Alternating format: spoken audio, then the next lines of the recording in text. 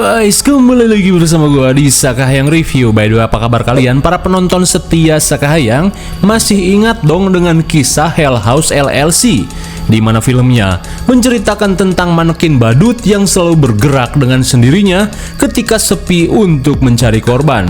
Dan akhirnya sequel terbarunya sudah rilis juga dengan judul Hell House LLC Lineage tahun 2025, di mana menurut Mbah Google, film ini merupakan sequel terakhir dari film Hell House LLC. Lantas apakah sequel terakhir ini akan lebih mengerikan atau biasa saja? Oke lah, daripada kelamaan mending kita langsung saja ke pembahasannya.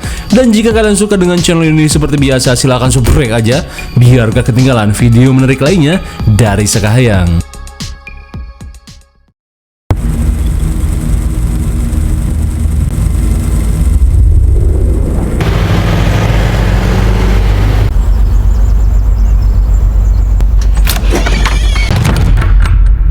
Sequel lanjutan ini diawali dengan kisah pada bulan Juni tahun 1989 di Mansion Carmichael. Dengan pakaian serba hitam, Catherine yang terlihat murung bergegas pergi ke ruang tamu.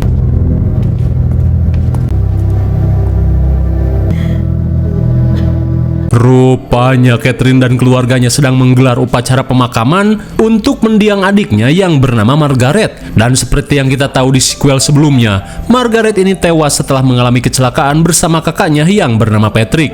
Namun untungnya, Patrick masih selamat meskipun harus mengalami patah tulang di tangannya. Di tengah kesedihan, Catherine yang mendapat pesan meminta Patrick untuk segera memimpin doa. Akan tetapi, Patrick selaku anggota sekte sesat langsung menolak, di mana ia berniat melakukan ritual untuk kembali membangkitkan Margaret. Tak cuma itu, ia pun berambisi untuk mengutuk 100 tanjakan pada circle yang telah menabrak Margaret.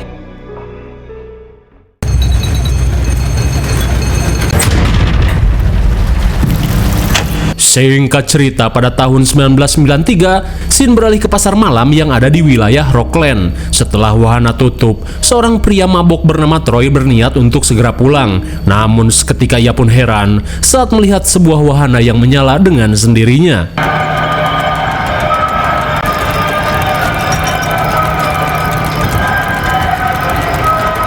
Melihat segepok duit nganggur, jelas saja membuat Troy hejo. Dan karena kejahatan terjadi karena ada kesempatan, ia pun berniat memalingnya mumpung situasi sedang sepi.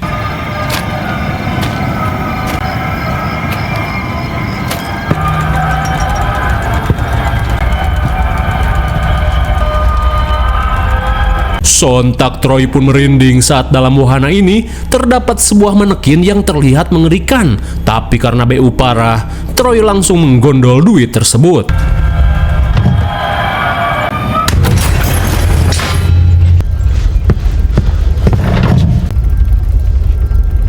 Oh my god, tak hanya pintu wahana yang tiba-tiba tertutup, Troy pun panik saat melihat manekin ini seolah bergerak dengan sendirinya.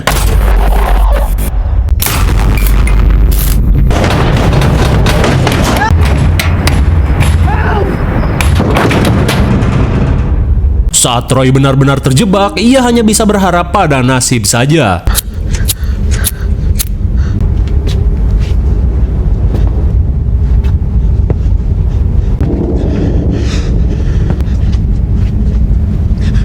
Lah kok hilang goblok?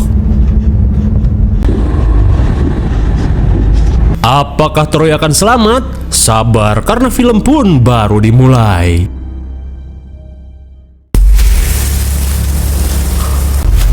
Vanessa. Kemudian kisah beralih ke masa sekarang, di mana Vanessa sedang menjalani terapi bersama bukolog bernama Feli. Dan seperti yang kita tahu, Vanessa ini adalah presenter horor yang meliput rumah juri bekas Hotel Abaddon di film Hell House 3. Kalian lupa ya? Tonton saja di Sakahayang 2, komplit dari yang pertama sampai yang terakhir. Setelah lolos dari teror paling mengerikan dalam hidupnya, Vanessa yang mengalami trauma berkata jika akhir-akhir ini dirinya sering mengalami mimpi buruk, di mana dalam mimpinya ia seolah berada di sebuah mansion tua.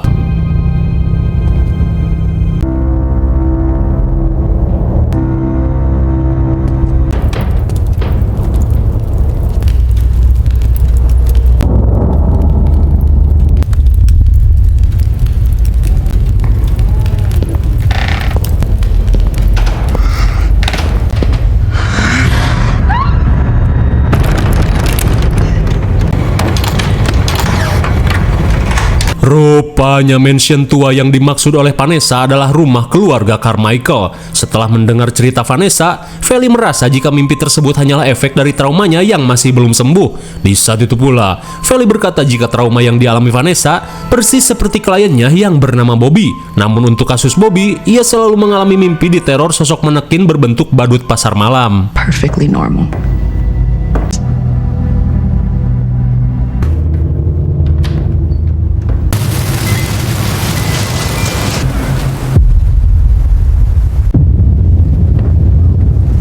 Di perjalanan pulang, Vanessa pun kesal saat para warga malah menjadikan karakter badut ini sebagai hiasan Halloween. Terlebih karakter manekin ini adalah bentuk yang pernah menerornya di Hotel Abaddon. Singkat waktu, malam pun poek, scene beralih pada Bobby yang baru saja tiba di rumah. Dan karena doi sudah capek berat, ia pun memutuskan untuk segera tidur.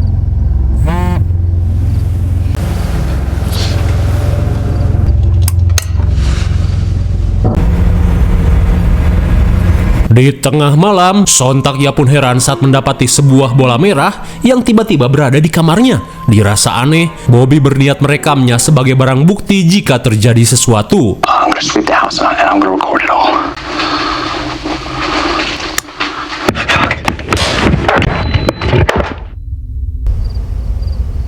It's not real.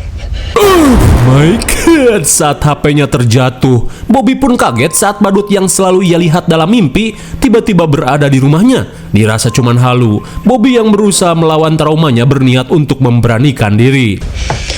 It's not real.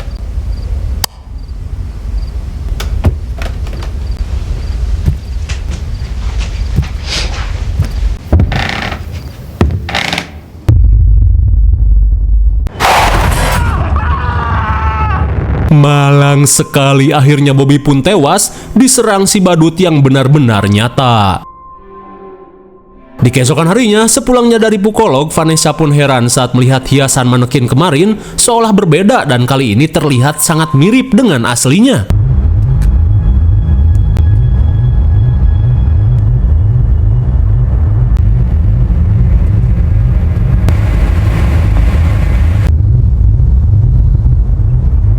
Ternyata sosok ini benar-benar si manekin terkutuk yang asli.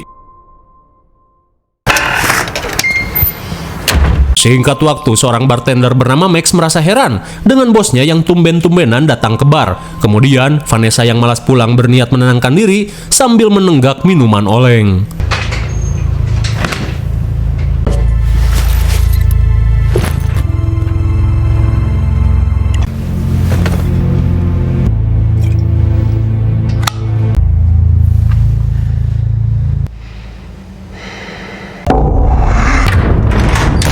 Namun baru saja molor, Vanessa kembali bermimpi terjebak di mansion terkutuk Carmichael. Mendengar seseorang bernyanyi, Vanessa yang penasaran bergegas mengeceknya.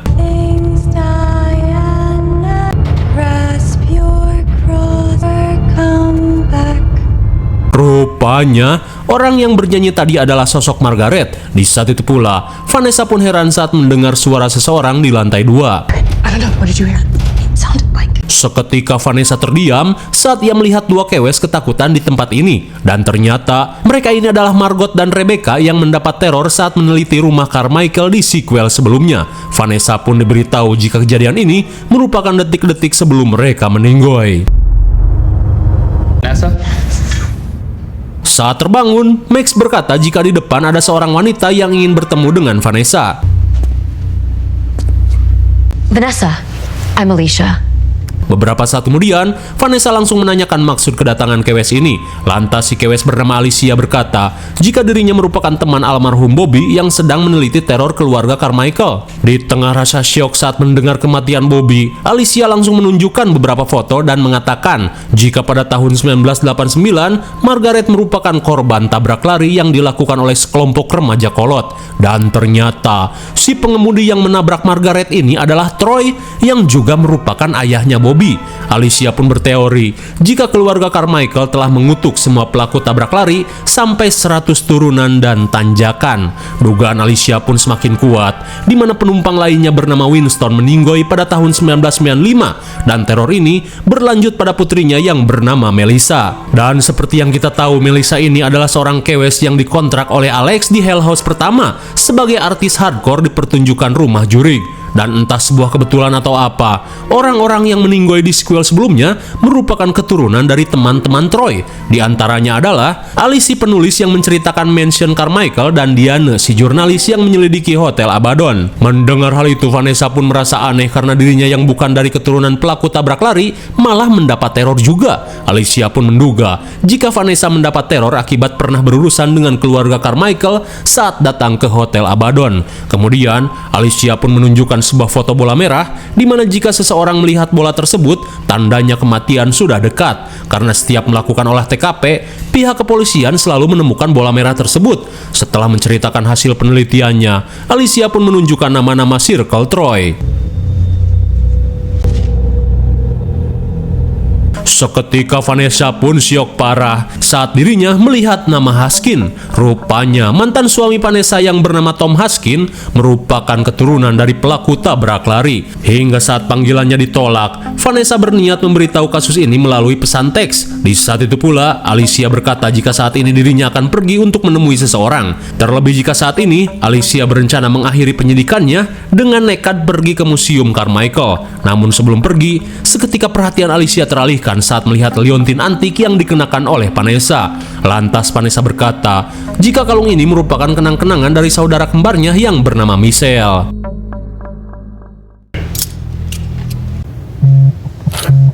Beberapa saat kemudian, Tom pun muak pada Vanessa yang terus-terusan membicarakan mimpinya yang aneh. Kemudian, Vanessa berusaha memperingatkannya untuk berhati-hati karena bisa saja saat ini Tom sedang dalam bahaya. Akan tetapi Tom yang tidak percaya langsung menyudahi obrolan tersebut.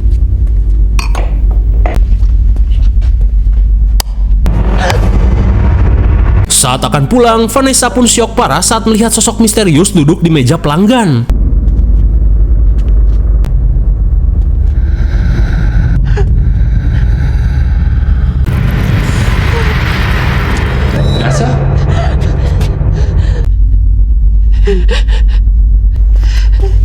Talk to me.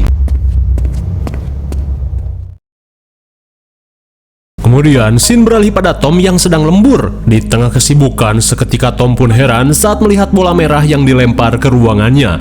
Dirasa ada yang iseng, Tom yang kepo langsung mengeceknya.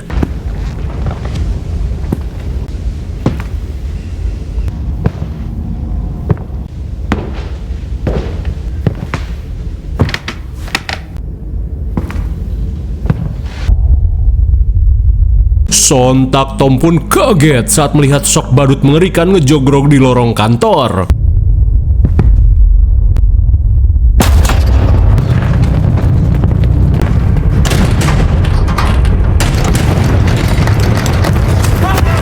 Akhirnya, Tom yang keras hulu pun modar dikokop si manekin badut terkutuk.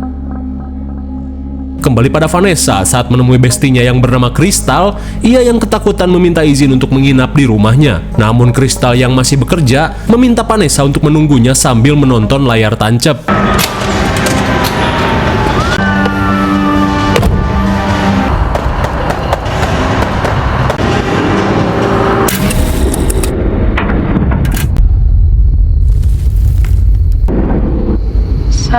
Entah apa yang sebenarnya terjadi, Vanessa pun panik saat melihat Catherine yang mengatakan jika saat ini si manekin badut berada di dekatmu.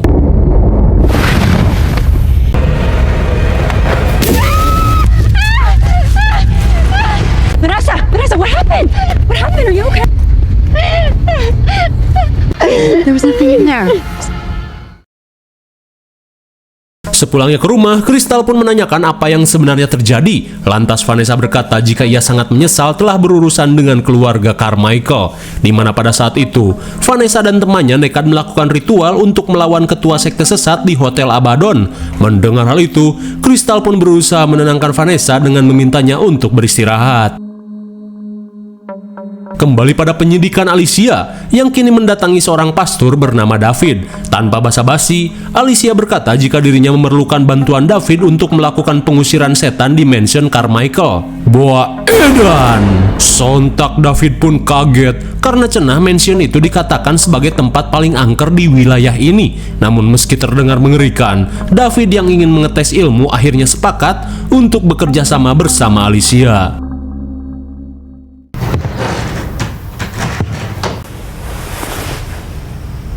Kembali pada Vanessa, ia pun langsung terbangun setelah mendengar suara langkah kaki. Lalu tiba-tiba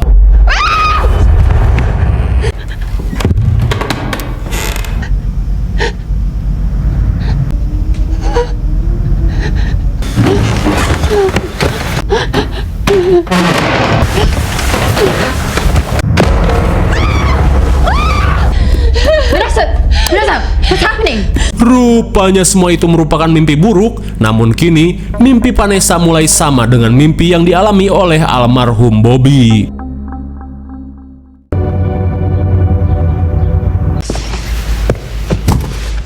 Di keesokan harinya, Alicia yang akan pergi ke mansion Carmichael berniat menitipkan semua hasil penelitiannya pada Vanessa guna berjaga-jaga jika sesuatu yang buruk terjadi pada dirinya. Lantas, Alicia yang tak punya banyak waktu langsung pamit. Di tengah rasa khawatir, Vanessa meminta Alicia untuk berhati-hati dan pulang dengan selamat.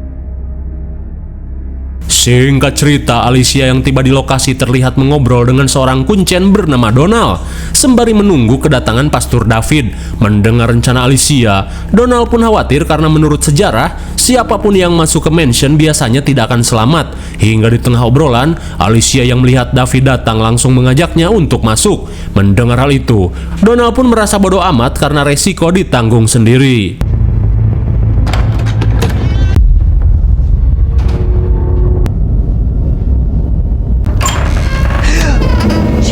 Baru saja masuk, Alicia langsung kaget saat melihat manekin creepy ini masih tersimpan di gudang. Tak ingin membuang waktu, David pun mengajak Alicia untuk melanjutkan pencarian.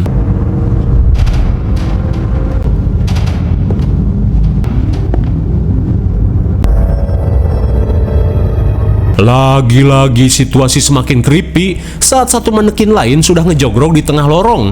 Menyadari situasi semakin tidak kondusif, David mengajak Alicia untuk memulai pengecekan dari lantai atas. Hingga sesaat kemudian, Alicia langsung mengecek sebuah kamar.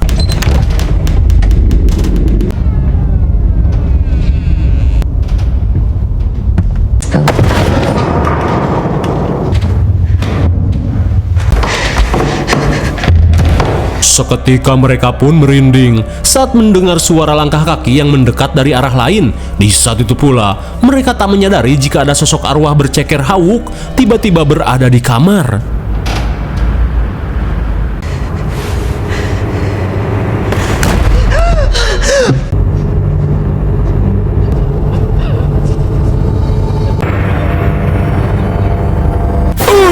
My God, betapa syoknya Alicia saat melihat sosok Margot dengan wajah yang berantakan seperti habis digampari oleh Kratos. Kemudian, David meminta Alicia untuk lebih menguatkan iman karena semua ini baru permulaan.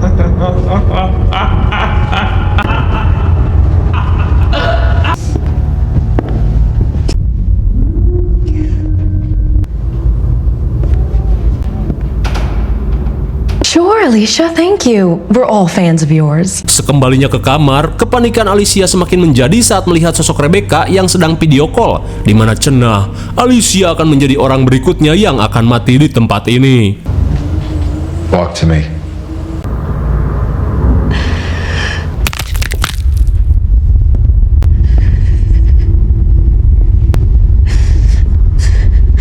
Melihat Alicia semakin kena mental, David kembali berusaha menguatkan Alicia. Karena malulah, kan lu yang ngajak ke sini. Dirasa benar juga, Alicia berusaha menguatkan mental. Sekembalinya ke lantai bawah, David mengajak Alicia untuk pergi ke ruang tamu meski harus melewati manekin badut yang creepy.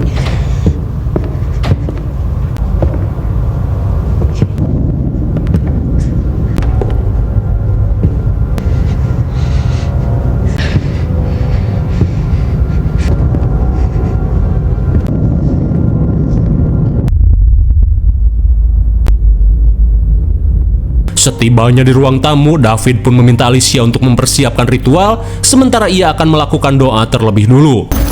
And of the Holy Ghost. Defend us. Defend us against us. We drive you from us, evil spirit. Forbid you to inhabit the world. Seketika Alicia syok parah saat melihat peti mati yang tiba-tiba berada di tempat ini. Di saat itu pula, Alicia diperingatkan untuk fokus karena hal tersebut merupakan godaan untuk menggagalkan ritual pengusiran setan.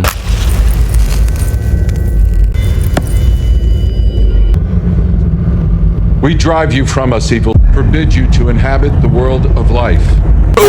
My God, betapa syoknya Alicia saat dirinya melihat jurig Margaret bangkit dari dalam peti.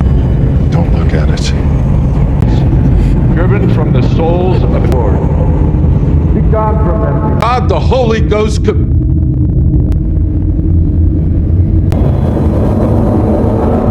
Keadaan pun semakin mencekam saat David melihat sosok mengerikan yang ditutupi kain berdarah.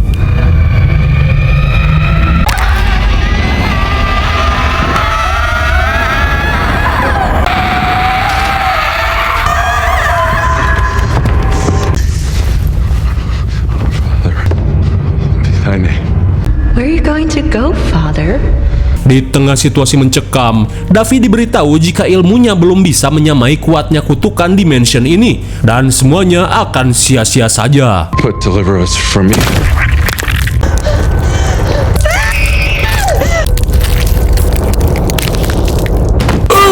My God, malang sekali. Pastor David pun harus tewas di fatality si jurig. Melihat David tewas, Alicia yang panik bergegas kabur dari tempat ini. Akan tetapi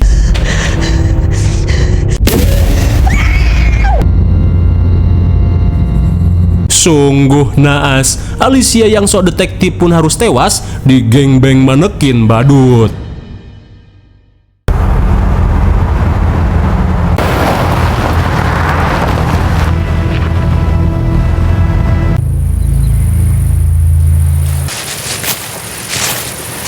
Kemudian scene beralih pada Vanessa yang diajak ketemuan oleh Max di bekas reruntuhan Hotel Abaddon. Lantas Max bercerita jika sebenarnya ia pun sering mengalami mimpi buruk dengan diteror sosok manekin badut. Hingga di malam kemarin, Max akhirnya dikirimi bola merah yang tiba-tiba tersimpan di kamarnya. Kemudian Max yang sempat mendengar percakapan Vanessa dan Alicia menyadari jika sejak saat itu umurnya tidak akan lama lagi sampai dirinya dihabisi sosok manekin badut. Rupanya ayah Max merupakan salah satu dari circle pelaku tabrak lari. Kemudian Max yang tidak ingin mati di teror manekin badut memilih untuk mendiskon umur. Mendengar hal itu, Vanessa yang panik berusaha membujuk Max untuk mengurungkan niatannya. Akan tetapi Max yang putus asa tetap bersikeras dengan pilihannya. Please look away. Akhirnya, Vanessa pun tidak bisa berbuat apa-apa saat Max memilih untuk mendiskon umur.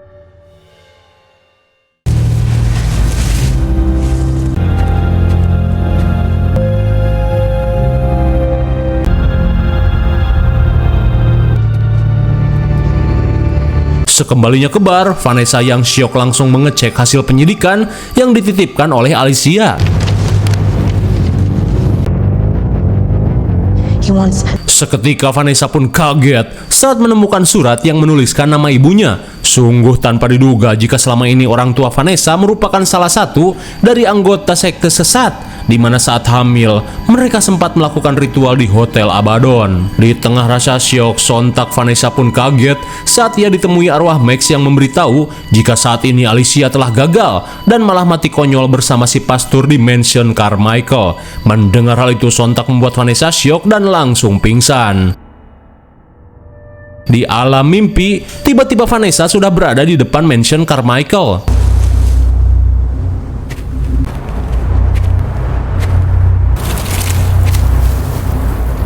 Margot, it's time to go.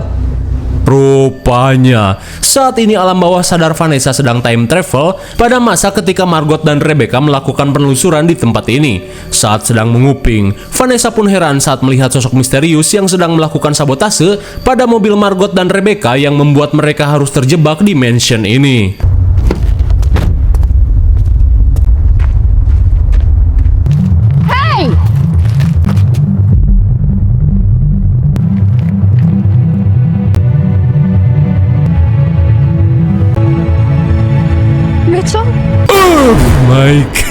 Betapa syoknya Vanessa saat menyadari orang yang telah mencelakai para korban di sequel sebelumnya adalah saudaranya sendiri.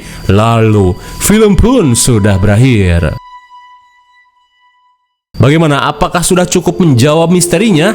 Atau masih kentang? Kalau kurang jelas, mending kalian tonton dulu sequel-sequel sebelumnya di Sakahayang 2. Linknya ada di pin komentar.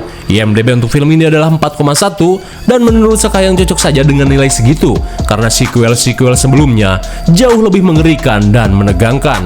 Mungkin segini saja review dan pembahasan film Hell House LLC Lineage tahun 2025. Jangan lupa like, share, dan subscribe supaya kalian tidak ketinggalan jika ada video menarik lainnya dari Sakahayang. Thanks for watching and see you on next video. Bye-bye.